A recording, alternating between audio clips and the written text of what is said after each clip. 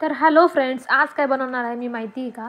एकदम simple classic भेंडी कशी बनवायची तुम्ही बघू शकता. एकदम झक्कास आपली भेंडी दिसते, तर तुम्ही सुद्धा नक्की ट्राय करा. तर चला इथे बघूया आपण याची रेसिपी. तर इथे मी घेतल्या आहे खूप साऱ्या भेंड्या, ज्यांची मी पुढची आणि मागची देठ काढून घेणार आहे.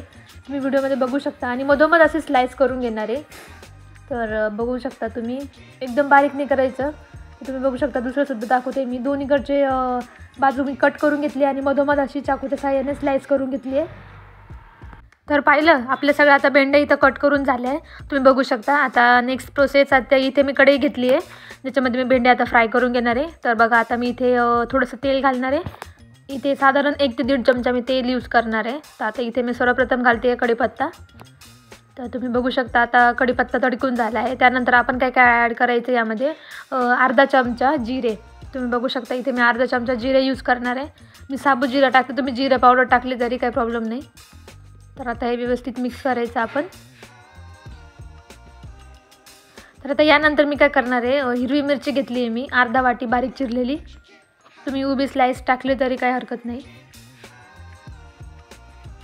तर आता हे व्यवस्थित मिक्स करून घेणार आहे. आता मी जी भेंडी कापून ठेवली होती ती सुद्धा याच्यामध्ये ॲड करून घेणार आहे. तर आता काय करायचं, आपण मीडियम फ्लेमवर ही भेंडी थोडी परतून घ्यायची मस्त. तुम्ही बघू शकता, आता मी याला मिक्स करून घेते व्यवस्थित.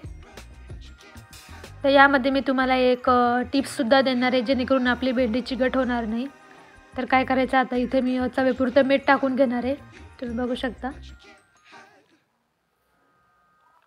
आता पुन्हा मी याला व्यवस्थित एकत्र करून घेणार आहे आणि 1 ते 2 मिनटं फ्राय करून घेणार आहे.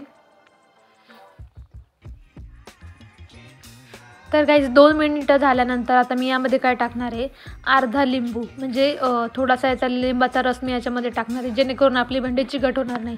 ही टिप्स तुम्ही नक्की यूज करा आणि ही भेंडी तुम्ही नक्की ट्राय करा आणि मला कमेंटमध्ये सांगा तुमची भेंडी चिकट होणार नाही. ही टिप्स जर तुम्ही यूज केली तर तुमची भेंडी एकदम मोकळी मोकळी बनेल. तर आता इथे काय करायचं, 2 ते 3 मिनटं व्यवस्थित फ्राय करून घ्यायचं. तुम्ही बघू शकता, इथे माझी भेंडी बनून तयार आहे. तर तुम्ही आता नक्की ही भेंडी एकदा ट्राय करा आणि रेसिपी आवडली असेल तर व्हिडिओला लाईक करा आणि चॅनलला सबस्क्राईब देखील करा. Thank you so much for watching.